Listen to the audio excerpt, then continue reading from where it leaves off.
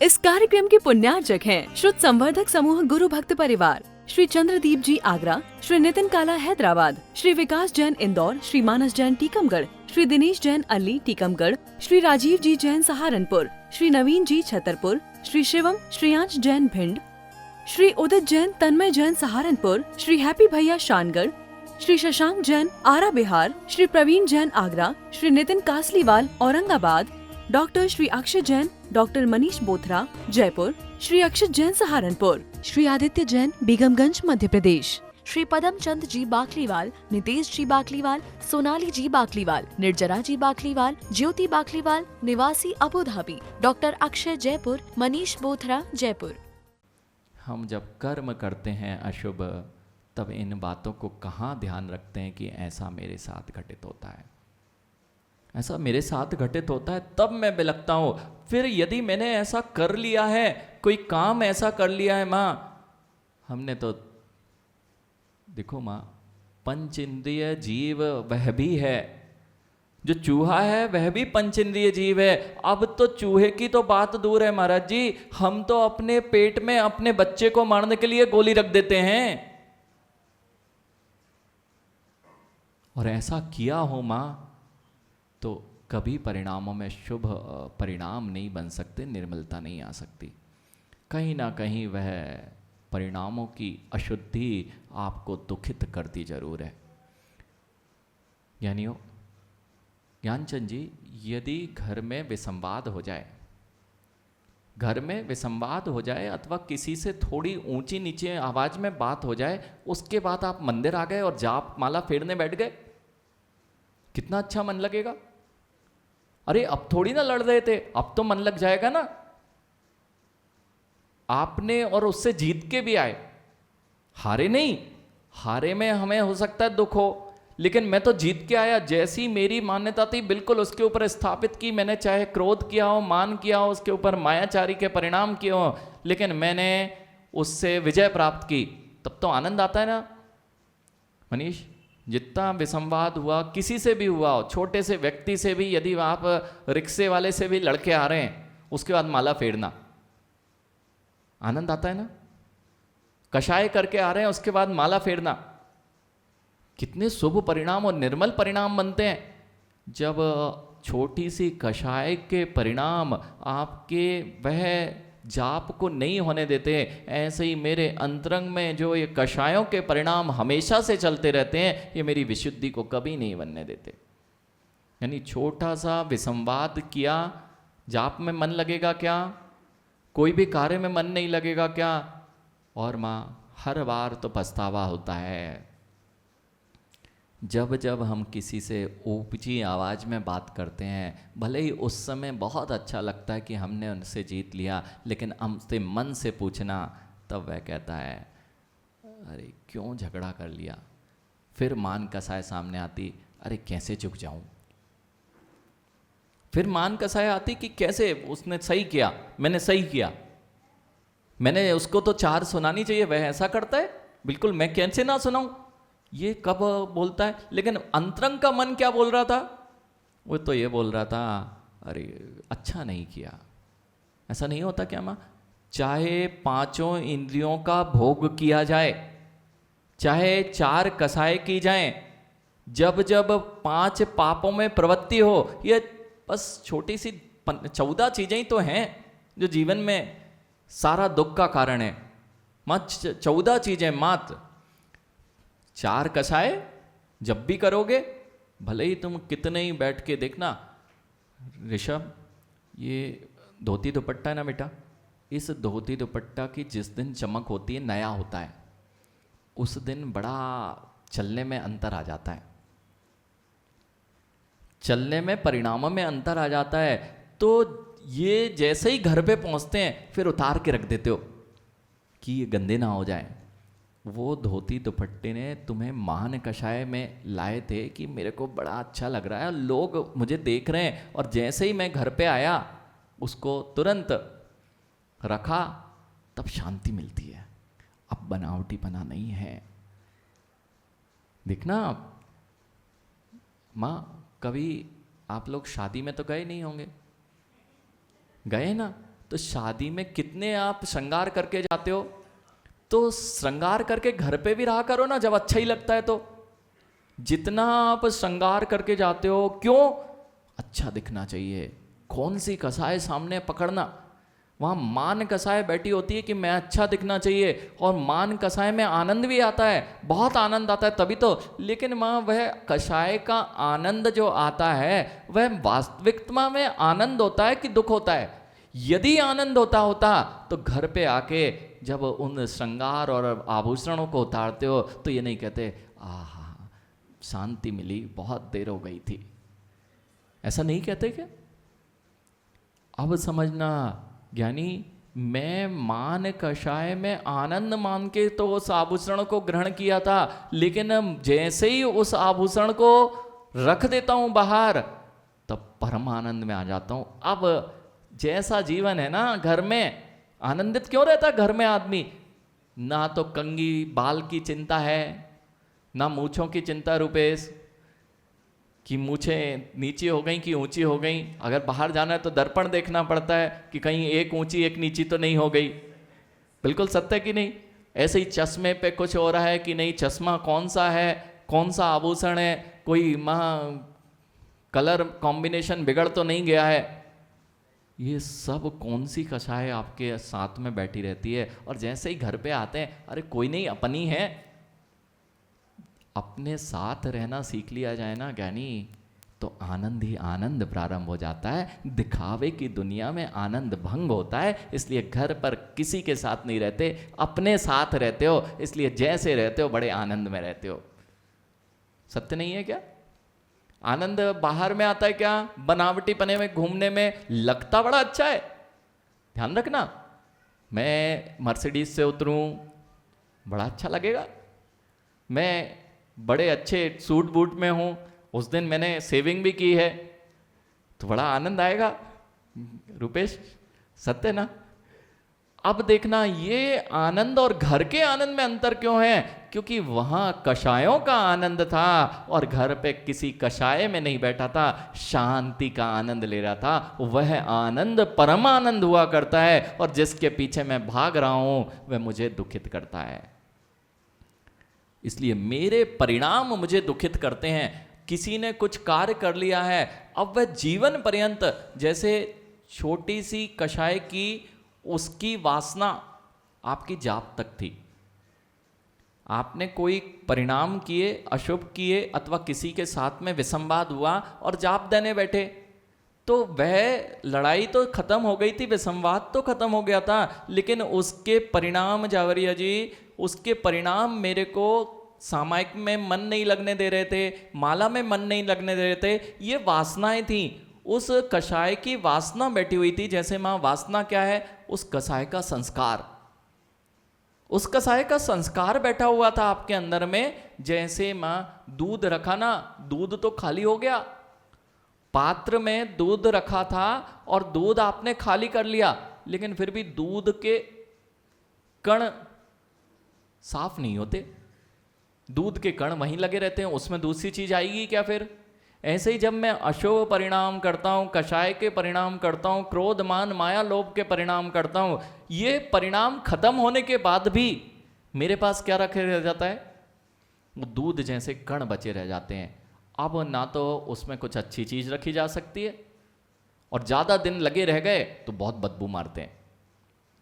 ज्यादा दिन रखे रह गया, वह दूध की गंजी छोड़ दी आपने, सुबह रात में रखी और सुबह तक छोड़ दी, या एक समय बर्तन नहीं साफ हुए, अब बर्तनों में बदबू, कीड़े पड़ेंगे कि नहीं पड़ेंगे? बिल्कुल। बस ऐसी ही स्थिति मां अंतरंग के चित्त के परिणामों के साथ होती है। चूहा मरा, चूहे को निकालना नहीं, भूल तो नहीं गए? चूहा अगर आपके घर में किसी कारण से आपने नहीं मारा, देखिए अगर कर रहे हो और ऐसे परिणाम हो रहे हैं, चूहा मार पाउडर ले आए, इल्ली मार पाउडर ले आए, किल्ली मार पाउडर ले आए, आज गार्डनिंग कर लेते हैं, ये पेड़ कटवा देते हैं, ये सब तुम्हारे अशुभ परिणाम है, अशुभ परिणाम है। और इन परिणामों की मैं शुद्धि कभी करता ही नहीं हूं। जैसे ऋषभ, चूहा मर जाए और किसी ज्ञानी ने उस चूहे को तो वहीं रहने दिया, ठीक है मरा रहने तो, मुझे क्या फर्क पड़ता है, मैं तो अगरबत्ती लगा लेता हूं, अगरबत्ती की सुगंध आएगी और चूहा तो उससे ढक जाएगा। ढक जाएगा क्या? ऐसे ही मैं अपने जीवन में जिस बनावटी पने के साथ जी रहा हूं वो ऐसे ही है कि मेरे अंतरंग में तो इतनी काम वासनाएं हैं, इतने लोगों के प्रति मैंने बुरा सोच रखा है, इतनी बार मैंने लोगों के लिए क्या क्या भाव नहीं किए हैं, इतने कलुषित, इतने सारे चूहे मेरे अंतरंग में सड़े पड़े हैं, और मैं सोचता हूं मैं मंदिर में आके इड़मुकार का पाठ की सुगंध से इस चूहे की दुर्गंध को दबा दूंगा। हाँ, अब माँ दुर्गंध अंदर रखी है, कितने ही अगरबत्ती, कितने ही पूजा पाठ, कितनी ही मंदिर की क्रियाएं की जाएं, ये सब आपको कभी आनंद नहीं देती। उसके लिए क्या किया जाता है फिर? यह विधि तो बताइए महाराज जी, ऐसा तो हम हमेशा से करते आ रहे हैं। नहीं करते ना? करते कि नहीं करते? करना पड़ता है महाराज। देखना, मजबूरी, मजबूरी ऐसा ही है ना? मजबूरी से करना पड़ता है कि बड़े विवेक से करते हो? मजबूरी से नहीं करते हो ज्ञानी। कषायें बहुत विवेक से की जाती हैं। कषायों को करने में, 5 इंद्रियों के भोगों को भोगने में देखता है आदमी। सामान्य जीवन जिए तो कुछ नहीं देखना पड़ता। दिगंबरत हो ना तो कहाँ सोचना है, बाहर निकलना हो तो बनावटी पना नहीं है, उठे पिछी उठाई, कमंडल उठाया, ये निकल गए, कहाँ देखना दर्पण। और जहां बनावटी पना है तो देखना पड़ता है, कहीं केस लॉन्च में एक आध केस तो नहीं रह गया।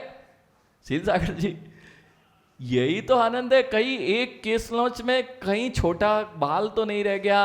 अब ये आनंद कहीं बाहर का आनंद तो नहीं है, आनंद तो इसका है जो जैसा है वैसा रहा जाए, और तब आनंद आता है। इसलिए दिगंबर मुनियों का आनंद भंग इसलिए ही नहीं होता, जैसे कक्ष में है वैसे ही बाहर है। तुम कभी भी आ जाओ, यहां पर प्राइवेट वाला कोई सिस्टम ही नहीं होता है, क्योंकि जहां जहां तुम प्राइवेट पना लाते हो ना, वहां कुछ ना कुछ गड़बड़ है मनीष। जहां जहां छुपकर प्रवृत्ति की जाती है, यानी तुम कुछ अच्छी चीज नहीं कर रहे हो इसलिए छुपकर कर रहे हो, और जहां छुपने की आवश्यकता क्या है, अच्छी चीज के लिए प्रवचन छुपके कराओ, बंद कर लो दरवाजे, बंद करो, क्यों नहीं कर रहे? मंत्रणा जो होना चाहिए, अगर अच्छी मंत्रणा है तो सबके लिए है, और यदि मंत्रणा में कोई भी गड़बड़ है तो फिर कहोगे कि नहीं ऋषभ पहले जाओ गेट बंद करके आओ। ऐसे जो भी छुप के प्रवृत्ति की जाती है वह आपके जीवन में कौन सा मरा हुआ चूहा है। जितनी भी हमने चाहे 5 पापों को मजबूरी में किया ना, कितने विवेक से 5 पाप की प्रवृत्ति करता है, बंद करता है, विवेक लगाता है, कोई देख ना ले। लेकिन ज्ञानी दुर्गंध, भले ही चूहा दिखता नहीं है, ध्यान रखना, जब मरता है ना माँ, वो ऐसी जगह जाके मरते हैं जन अधिकतर जहाँ पर कोई देख ही नहीं पाता और दुर्गंध मारता है। लेकिन ऐसे ही मेरे परिणाम क्या करते हैं, मैं बहुत अच्छे से 5 पापों को करता हूँ, बहुत अच्छे से 5 इंद्रियों को भोगता हूँ, और वह सारे के सारे चूहे मैंने आज तक बाहर नहीं फेंके। कोई देख नहीं रहा, लेकिन दुर्गंध दिखाई देती है, दुर्गंध दिखाई देती है। वही आचार्य भगवान कह रहे हैं तो इसकी सफाई क्या करें? मां जितने भी चूहे हैं आज जाके साफ कर लेना। महाराज जी कैसे होगा? नहीं किए ना तो एक जाप देने में मन नहीं बन रहा, पूरे जीवन में कभी शुद्धि नहीं आ सकती। इसका नाम है मां गुरु के सामने आलोचना करना। यदि गुरु के सामने जाके तुमने अपने सारे अंदर का कचरा बाहर फेंक दिया, देखना गुरु के सामने करना, अकेले में मत, किसी दूसरे के सामने। हाँ, निंदा, गरहा और आलोचना, ये 3 चीजें होती हैं। निंदा दूसरे की नहीं, हाँ दूसरे की करते हैं, वह सब कचरे हैं, वह कचरा तुम एकत्रित कर रहे हो अपने अंदर। और स्वयं की निंदा करने का हो, कभी बोल के देखो अपनी निंदा। अपने सामने जो की जाती है वह क्या होती है? निंदा। जो मैं अपने ही परिणामों को कहता हूं कि मैंने कितना गलत काम किया, मैं जैसे ही आदित्य ने कैमरा घुमाया मैं बदल गया। अखिलेश, ये सारे परिणाम क्या होते हैं? ये सारे परिणाम मुझे नहीं पता चलते, इस परिणामों से नहीं बच सकते। देखो, मैं भी जानता हूं इतने अभी उत्कृष्ट अपन साधक नहीं है कि इन परिणामों से बच पाए, लेकिन स्थूल परिणाम जो मैं करता हूं उनके कारण जो मैं दुखित होता हूं, ये तो अच्छी लगती हैं। इससे कुछ क्या होता है कि चूहा मरे तो बदबू मारता है, लेकिन कीड़े मरे तो ज़्यादा बदबू नहीं आते, और काले कीड़े होते हैं वो मरे तो तुरंत। ऐसे ही परिणाम अलग अलग तरीके के हैं, लेकिन यदि कीड़ा भी मरा और उसे रखते जाओ, जो कीड़े में से बदबू नहीं आ रही उसे भी रखोगे तो क्या होगा? नकारात्मकता होगी कि नहीं? आपके घर में वातावरण बिगड़ेगा कि नहीं? और अब पेट में ही रख लेते हो आप तो कीड़ों को, तो हम क्या करें? जितने रात्रि भोजन वाले हैं वे तो आराम से खूब पेट के अंदर ही रखें और सोच रहे हैं अच्छा स्वाद, ना तो बदबू आ रही है। आती क्या बदबू? आई कभी कीड़े मरने की बदबू? हाँ, वो काले कीड़े जैसा, इलायची जैसा आ भी जाए तो नहीं आता ना। आप लोग तो बड़ा देख के ईष्णा समिति का पालन करके खाते रात्रि में, तो और आप कुछ बोल नहीं रहे, मुझे समझ में नहीं आ रहा है। ऐसा नहीं करते कि करते?